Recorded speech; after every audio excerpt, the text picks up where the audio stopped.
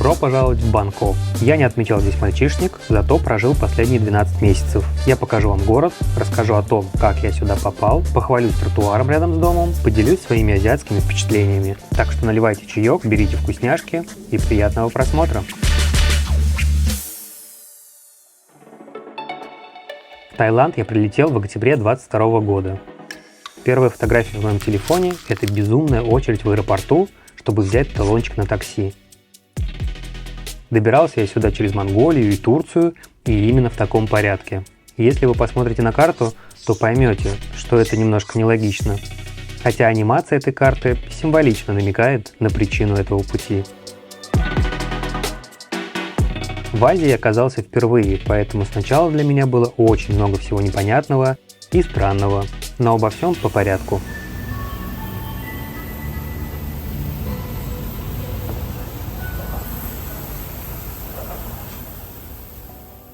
Наверное, мое условно-спонтанное путешествие в Таиланд – это моя самая большая авантюра в жизни. Я в этой стране не был даже в качестве туриста. И, честно признаюсь, я к Таиланду относился немножко скептично, потому что в моем воображении это было какое-то избитое туристическое место. Наверное, отчасти Паттайя таким и является. Только отчасти. Но после того, как я здесь оказался, я крайне настоятельно рекомендую и уверяю всех своих друзей и знакомых, что здесь стоит побывать обязательно. Хотя бы раз в жизни, но побывать в Таиланде 100% стоит. Это действительно великолепная страна. Это такой невообразимый, супер насыщенный коктейль из всего самого лучшего, что вы только можете себе представить. Ну, иногда немножко не очень хорошего тоже, конечно. Местный колорит, великолепная природа, вкусная еда, добрые люди, умеренная религия, куча разных развлечений, что-то очень современное бок о бок с чем-то очень традиционным. Все это сосуществует вместе друг с другом и никому не мешает. Все перемешать, но не взбалтывать. Мне кажется, не будет преувеличением, если сказать, что в Таиланде ты можешь найти практически все. Все, что ты захочешь, любые развлечения, любые удовольствия ты здесь можешь найти. И да, жду остроумные комментарии про девушек с сюрпризом под юбкой и все в этом духе. Повторюсь, здесь можно найти все, что ты хочешь. Никто никого не обманывает, и леди-бои сразу говорят, что они леди-бои. Если у тебя первая ассоциация это леди-бои, ну, тогда сорян, это вопросы только к тебе. Oh, you touch my tra-la-la. Незадолго до отъезда я ходил на курсы английского языка, и вот это точно было одно из самых лучших решений в моей жизни. Я как чувствовал, что английский язык мне жизненно необходим, и оказался прав.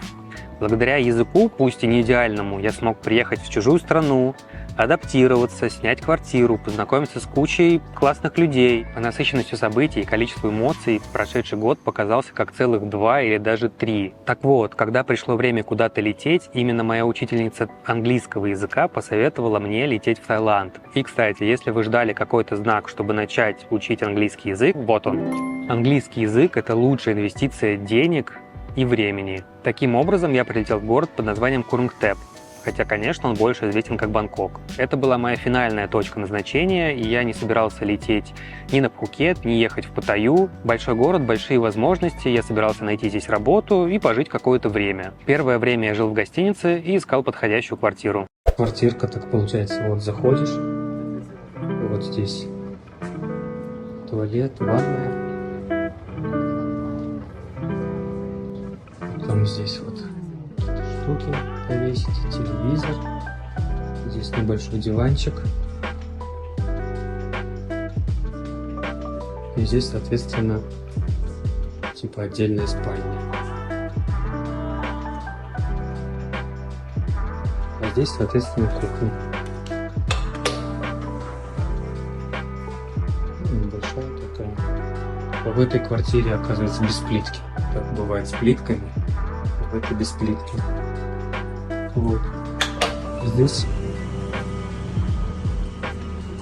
стиральная машинка, типа балкон небольшой. Ну вот. Но эта квартира однозначно не подходит, потому что здесь вот этих существ очень много. Очень много. Квартиру я себе искал в кондоминиумах. Кондоминиум – это такой тайский жилой комплекс, многоквартирный жилой дом с общей территорией. По крайней мере, так написано в Википедии. Практически во всех кондо есть собственный тренажерный зал, бассейн, а в классах повыше даже есть коворкинг-зоны и дополнительные сервисы, вроде стирки, уборки. Хотя, может быть, в моем тоже есть. Я просто не пользовался. Ну, в общем, это я точно знаю без Википедии. Но, как вы уже поняли, самые первые мои квартиры, которые я смотрел, были так себе, мягко говоря. Но потом, спасибо Будде, я нашел свою небольшую, недорогую, но замечательную квартиру. И сейчас я вам покажу рум-тур, который записал ровно год назад для своих друзей. Тут все по карточкам. Лифт работает тоже по карточке только. Заходим. Коридор.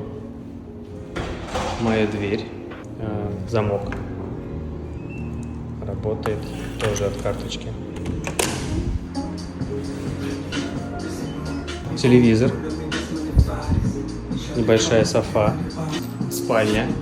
Специальные стеклянные двери. Ванная комната.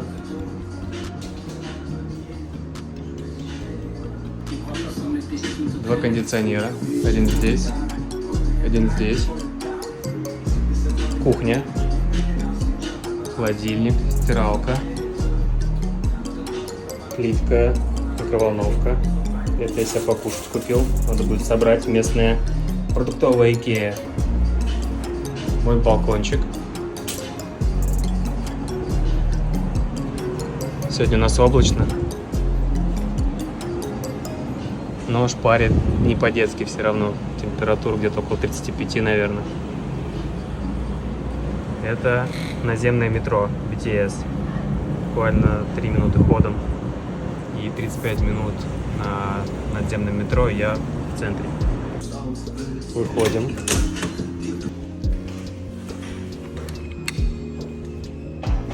Вот, идем сюда сразу.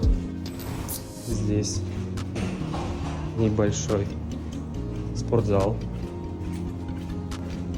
Потом идем сюда наверх.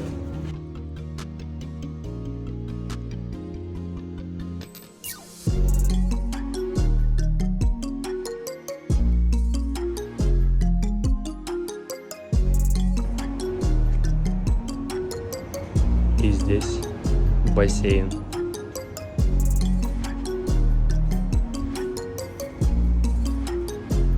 Небольшой, зато свой.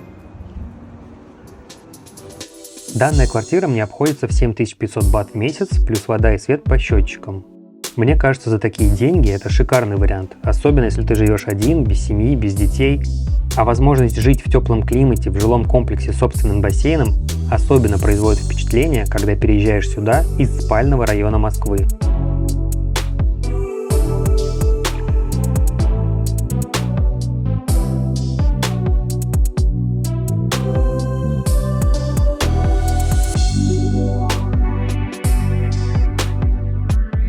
Ну вот как-то так. Потихонечку жизнь начинает обретать новые краски. Подключили мне интернет, установил YouTube себе. Это мой обед. Не уверен, что я поступил правильно, что смешал рис с бульоном. Но получился, короче, суп. Это овощи. Это на десерт у меня жареные бананы в каком-то, видимо, сладком соусе. Приятного аппетита мне. Правда, квартира была полупустая. Не было ни посуды, ни постельного белья, ни стола, ни полотенец. Все это пришлось докупать отдельно. Зато повод съездить в любимую Икею. И, кстати, поесть там тоже. Однако есть небольшой нюанс. Живу я не в Бангкоке, а в провинции Самут-Пракан. Провинция большая, но я рядом с мегаполисом. 40-45 минут на метро, и я в центре столицы. А до станции метро мне нужно пройти 3 минуты пешком. Почему именно здесь? Ну, во-первых, я не знал, что это уже не Бангкок. Правда, я узнал об этом только когда приехал смотреть квартиру. По счастливой случайности возле Кондо я встретил парня из Украины, и он мне любезно все объяснил. Аренда здесь дешевле, чем в Бангкоке. В 2 шагах от дома 7-Eleven, возле метро большой торговый комплекс с продуктовым гипермаркетом. Большим плюсом также является стоимость коммунальных услуг, потому что электричество в Таиланде достаточно дорогое, а здесь, в Самут-Пракане, стоимость электричества по сравнению с Бангкоком ниже, а вода стоит вообще копейки. В дальнейшем все его слова подтвердились на все 100%. Во-вторых, для меня не было большой разницы, где жить. Если я могу дойти до метро пешком и добраться в центр за 40-45 минут, это прекрасный вариант, по крайней мере, по московским меркам. Тем более, локация важна для тех, кто каждый день ездит в офис, а для нас, рабочих крестьян на удаленке, разницы большой нет. И да, я собирался искать работу в Бангкоке, но так сложилось, что я начал работать удаленно на московскую компанию. Ну и в-третьих, по пути к дому есть нормальный тротуар. Вы будете смеяться, но это действительно большая роскошь. Здесь с этим достаточно большая проблема. Пешком особо не погуляешь, только если где-то прям в центре города. В первые дни я наивно открывал Google карты, смотрел, например, что до ближайшего обменника 15 минут пешком, и такой, окей, почему бы и нет, я прогуляюсь, посмотрю как раз окрестности. Но не тут-то было. Либо ты вообще никуда там не дойдешь, либо ты проклянешь все на свете, пока доберешься до нужного места. Еще и рискуешь быть сбитым либо машиной, либо байком. А пока я ездил на просмотр других квартир, мне приходилось сжаться к обочине, пока мимо меня пролетали мотобайки. Все это произвело на меня неизгладимо негативное впечатление. Поэтому, когда я увидел широчайший, большой, удобный, ну просто королевский тротуар здесь, я сразу в него влюбился. В общем, мне показалось, что у этой локации достаточно много плюсов, особенно в тумане моего вообще полного незнания про окружающий меня мир. Поэтому я и согласился. И, кстати, ни разу об этом не пожалел. Хотя все местные каждый раз удивляются, почему я живу именно здесь. А я искренне не понимаю, когда они живут на 3-4 станции ближе к центру, при этом переплачивают по 3-5 тысяч бат ежемесячно за свое кондо, еще и добираются до метро на мототакси минут по 10. И в итоге их время в пути до центра занимает примерно столько же, сколько у меня. Несмотря на то, что я живу в провинции, большую часть свободного времени я, конечно, провожу в Бангкоке. Поэтому самое время прогуляться и показать вам город.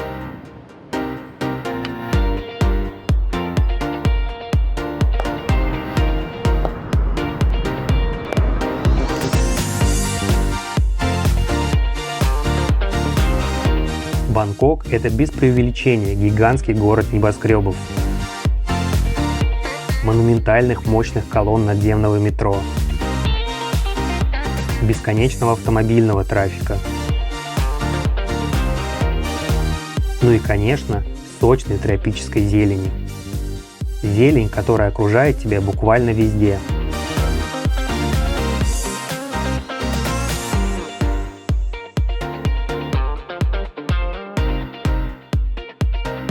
Раньше я думал, что Москва – это самый большой город, но на самом деле это мой кругозор был довольно маленьким.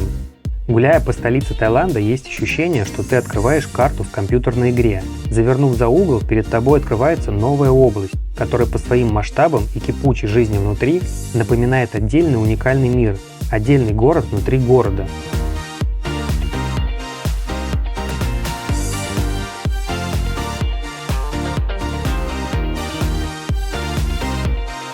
Хотя пешие прогулки – это, честно скажем, сомнительное удовольствие. Я не знаю, как другие с этим справляются, но я постоянно здесь мокрый.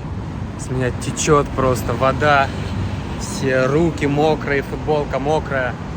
Очень влажно, душно. Полегче было только в сезон дождей, как ни странно. В этом году дождей было мало, а погода была приятная, не сильно жарко, не сильно душно. Сейчас очень душно и очень влажно. Жару я переношу легко, а вот высокая влажность меня просто убивает. Природа словно пытается меня прикончить садистским способом через обезвоживание. А вот увидеть вспотевшего тайца – это все равно, что увидеть сказочного единорога. Пока я в одной футболке выгляжу так, словно только что вышел из душа, они спокойно носят джинсы и толстовки. Но, кстати, толстовка вам точно пригодится в метро, потому что на кондиционерах здесь явно не экономят. Внутри холодно ужасно, особенно когда ты заходишь распаренный от жары и влажности. Это просто дикий контраст. Ощущение, что оказался в холодильнике. Причем кажется, что чем хуже погода на улице, тем сильнее они подкручивают минус внутри поезда. Из-за этого этот перепад между улицей и вагонами метро ощущается очень сильно. Московское метро с его духотой в час пик нервно курит в сторонке.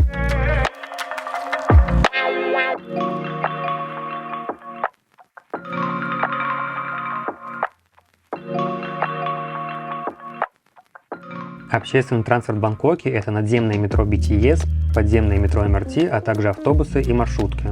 Но про них немного позже. Оплатить проезд в надземном метро вы можете, купив карточку в кассе самообслуживания или в обычной кассе.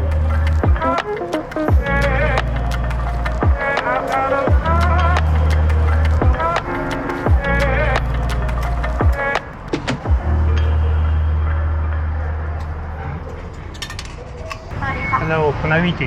คุณวิถี15ค่ะ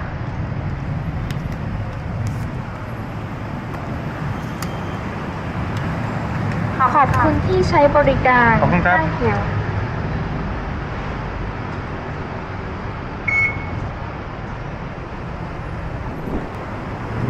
Но если поездок предполагается много, то проще купить Rabbit Card.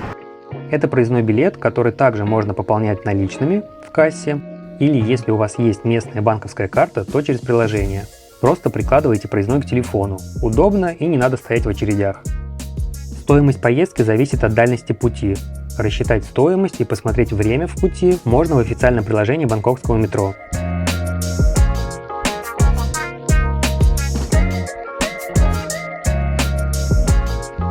Если вам вдруг это пригодится, то ссылки оставлю в описании. И, кстати, проехать надземным метро вы можете совершенно бесплатно, если едете от станции Самронг в направлении станции Кеха или от станции Мочит в направлении Кухот. Вы, наверное, уже слышали, что Таиланд называют страной улыбок. Это действительно так, и про это уже многое сказано. Люди здесь приветливые, дружелюбные и очень вежливые. Постараются тебе помочь в любой ситуации, даже если не понимают английского языка. А если ты можешь сказать пару слов или предложений на тайском языке, то, скорее всего, это вызовет бурю положительных эмоций. Но все меняется в один момент, когда они садятся за руль своего автомобиля. Я не знаю, что с ними происходит, но кажется, они превращаются в полную свою противоположность. Вежливость и дружелюбие словно улетучиваются, и тебя буквально готовы задавить на пешеходном переходе, даже если горит зеленый. У меня такое, к сожалению, было. Вечно неторопливые тайцы словно боятся снизить скорость и потерять лишнюю минуту, словно они постоянно куда-то опаздывают. Если ты пешеход, извини, это твои проблемы. Стой и жди, пока все проедут.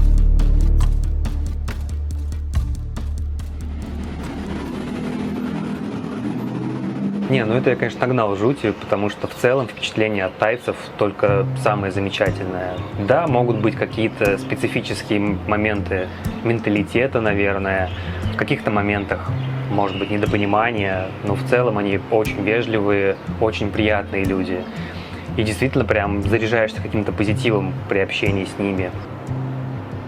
Отдельное удовольствие в том, что люди улыбаются друг другу. Не надо быть зажатыми, с каким-то суперсерьезным лицом. Ну, то, к чему привыкли, когда едем на работу в метро. Каменные лица, ноль эмоций. А здесь тебе просто могут улыбнуться, когда ты идешь в магазин или просто по улице, и ты улыбаешься в ответ. И как-то от этого приятно и легко становится, что можно просто наслаждаться жизнью.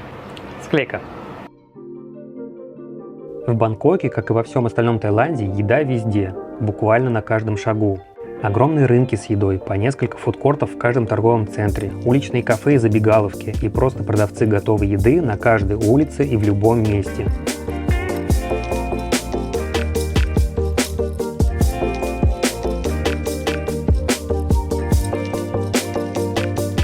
Я, конечно, понимаю, что город большой и людей очень много, в том числе и туристов, но иногда складывается ощущение, что на одного простого человека приходится 3-4 продавца еды. Кстати, я никогда не задумывался, насколько сильными могут быть наши пищевые привычки. Мне казалось, что я могу есть все, что угодно. Но после первых пару месяцев здесь я очень начал скучать по нашей еде. Особенно мой мозг взрывается от того, что хлеб и майонез, да и много чего еще, здесь сладкие. Зачем?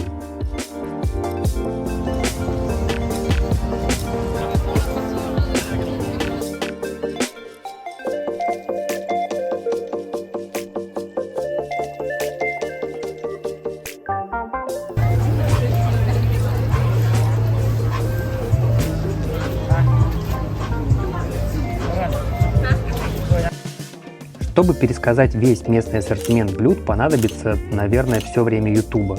База – это, конечно, рис и лапша. Средняя стоимость порции лапши или риса с мясом обойдется примерно в 60-80 бат. Где-то дешевле, где-то немного дороже. Главное не забыть попросить приготовить не слишком остро. Ну, если только, конечно, вы не любите плакать и краснеть во время еды. Фразы «No spicy please» на английском или «Het niet noi» на тайском будет вполне достаточно. Хотя зачастую то, что для местного жителя не остро, для меня все равно именно такое.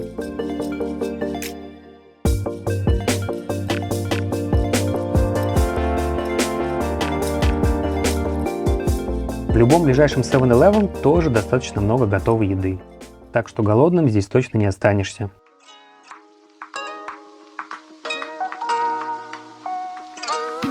Я, честно говоря, привык сам себе готовить, еще находясь в России, поэтому здесь свои привычки не меняю. Тем более, как я уже сказал, очень хочется того, к чему привык. К сожалению, многие обычные для нас продукты здесь можно купить только за оверпрайс. В общем, я уже научился делать малосольные огурчики и помидорчики. И успешно чередую русскую кухню и азиатскую.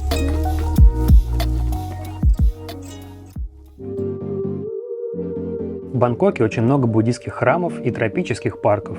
Каждый из них прекрасен по-своему.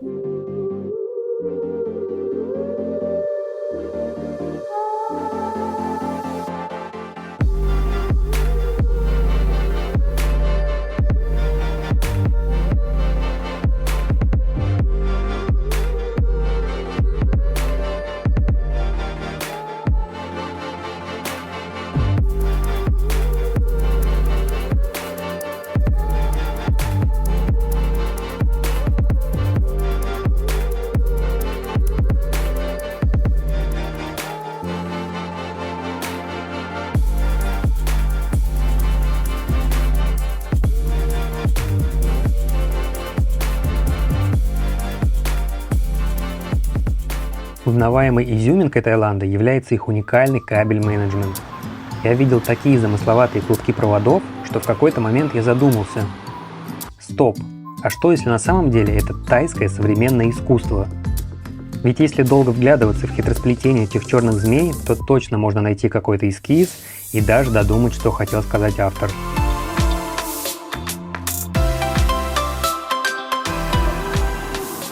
Чтобы успеть увидеть и попробовать как можно больше всего в этой стране, желательно остаться здесь подольше. Я на своей шкуре попробовал практически все способы для растягивания удовольствия. Прилетел по штампу в паспорте, потом слетал в Малайзию за туристической визой, после этого оформил себе студенческую визу. Осталось только испытать, что такое Border Run. И все, весь комбо-набор я собрал. Сегодня важный день, еду продлевать пребывание в Таиланде, уведомление о нахождении больше 90 дней. Важно не потому, что это какое-то грандиозное событие, а потому что это очередная бюрократическая заморочка, и каждый раз это превращается в несколько часов ожидания. То говорят, у тебя нет какого-то еще одного документа, то не хватает ксерокопий, то еще чего-то. На словах звучит легко и просто: приехал, подал заявление, уехал, но почему-то каждый раз из этого получается какая-то заморочка. Но грустный момент то, что это последний раз я подаю это уведомление, мои последние 90 дней, после чего нужно будет уезжать из Таиланда. И пока я еду в иммиграшку, самое время рассказать про наземный транспорт, автобусы и маршрутки. Но если коротко, пользоваться ими – это та еще головоломка. Автобусы могут иметь один и тот же номер, но ехать в совершенно разном направлении. Как мне пояснили позже, таблички могут иметь разный цвет. И все, другой совершенно маршрут. Есть приложения типа наших Яндекс.Карт, посмотреть номера и маршруты и даже отследить, как едет автобус. Но, во-первых, там есть не все номера, а во-вторых, как вы думаете, может ли быть GPS в автобусе с деревянным полом? А маршрутки, которые здесь называются Сонгхтео, это вообще загадка вселенной. Невозможно определить ни где они останавливаются, ни их маршрут, ничего вообще. Все надписи только на тайском. Информацию в интернете толком тоже не найти. Остается только спрашивать у водителя. И вот, чтобы сесть в нужную мне маршрутку, которая едет в нужном мне направлении, мне пришлось спросить 5 раз. И на 6-й мне повезло.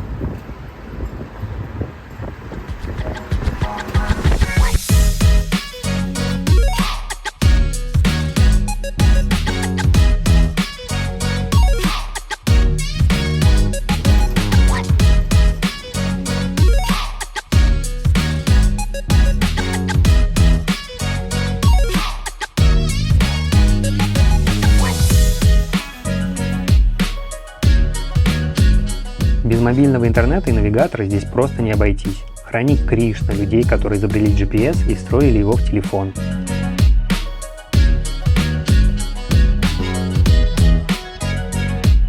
В этот раз, как ни странно, все прошло очень быстро и гладко, и я даже не успел достать камеру, чтобы что-то снять.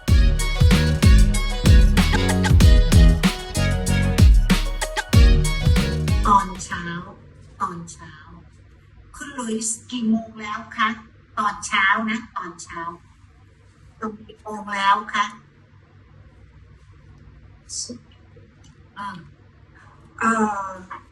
6 โมงเช้าค่ะ6 โมงเช้า แล้ว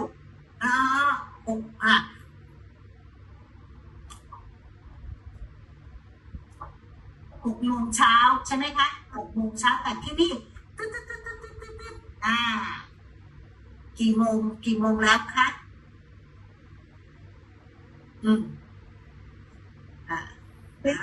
6 past ใช่ไหม6 past 6 โมงเช้า6 โมงเช้า30 นาที 6 โมงเช้านาที 6 โมงเช้า30 นาทีหรือ6 โมงครึ่ง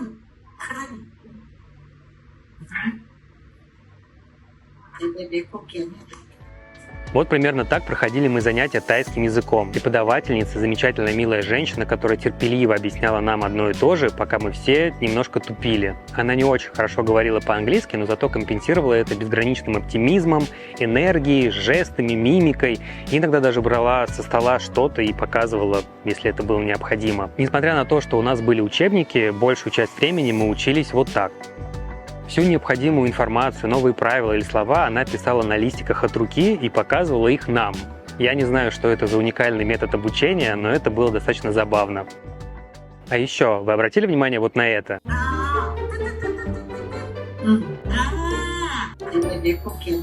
Вот такой метод общения – характерная черта всех местных. И я нахожу это чертовски милым.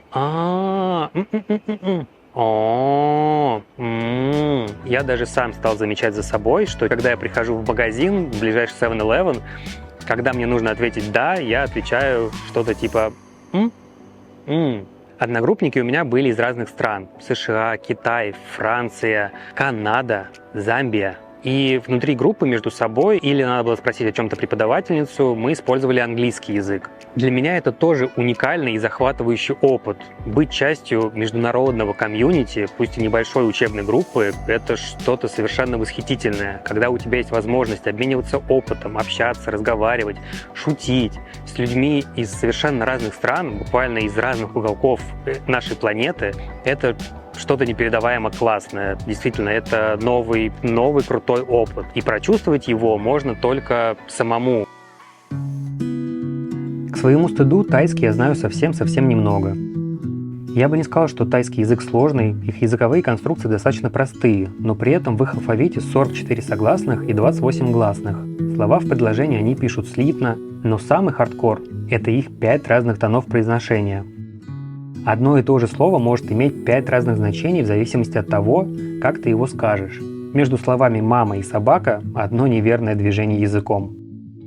Мне медведь наступил на ухо, или, возможно, как раз-таки на язык. Я слышал разницу, когда учительница говорила, но повторить было не в моих силах. Я все произносил одинаково, благо за этим строго никто не следил, и нам делали поблажки. Конечно, все понимали, для чего большинство из нас учит тайский. Но справедливости ради скажу, что я сам сдал устный экзамен, когда переходил на 2-й курс. А письменный, вы поняли.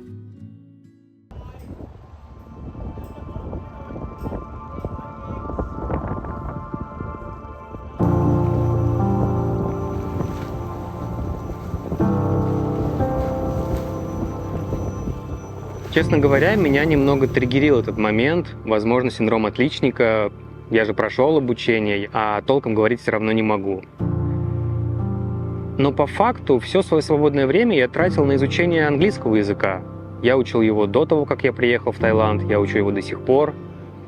Потому что английский — это действительно то, что пригодится тебе в любом месте, в любой стране.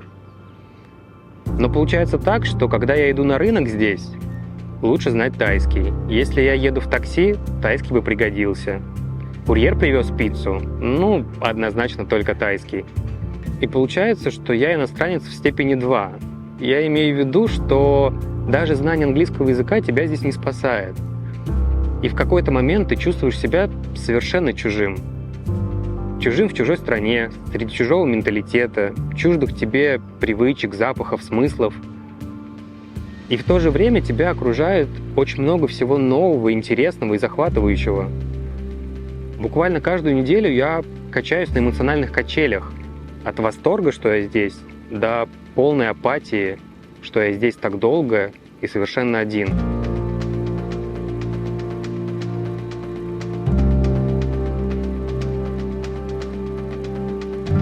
Наверное, за прошедший год я как никогда понял смысл фразы «свой среди чужих и чужой среди своих».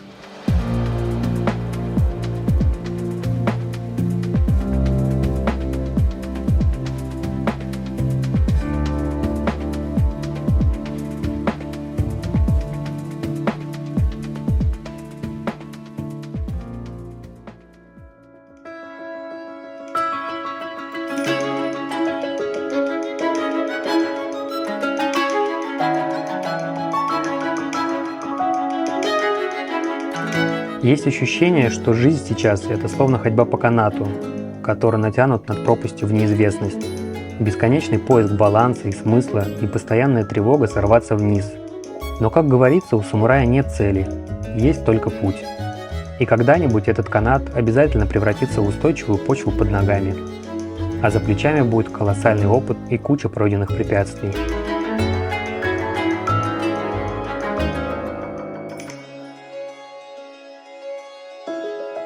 Сейчас еду в школу забирать свои документы и после этого в иммиграционку на продление визы.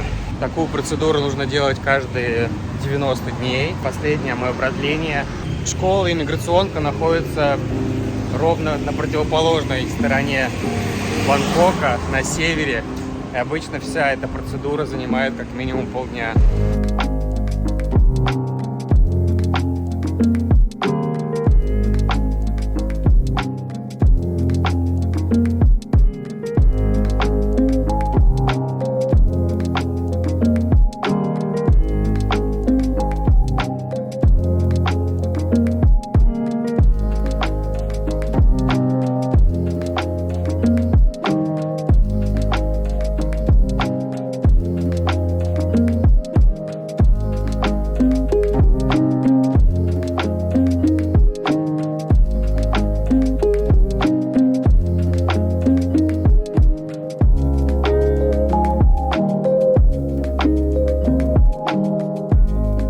Офис иммиграционной службы располагается просто в гигантском здании. Наверное, для гигантского Бангкока по-другому и не могло бы быть.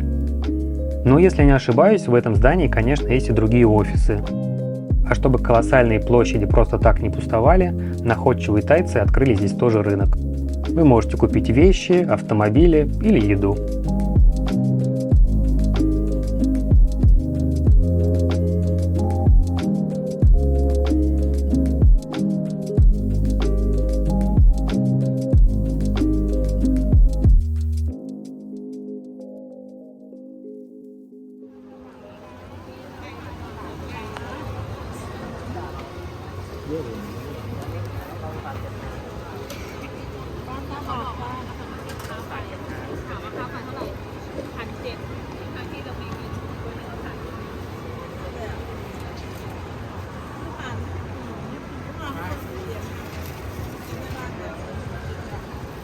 Thank you.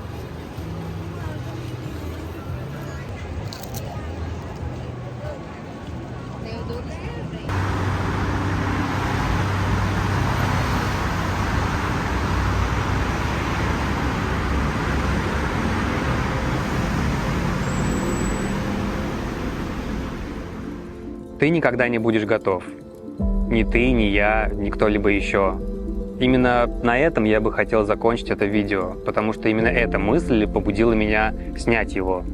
А точнее, в тот момент, когда я подумал о том, что было бы неплохо что-то снять в Таиланде, поделиться своим опытом, я узнал о том, что работодатель, скорее всего, хочет закончить наши трудовые отношения, потому что им нужен человек в офис. Моя виза заканчивалась уже в декабре. И, по сути, это не самое лучшее время и не самая лучшая атмосфера, чтобы начать что-то снимать. Но потом я понял, что давно осознал две основные вещи.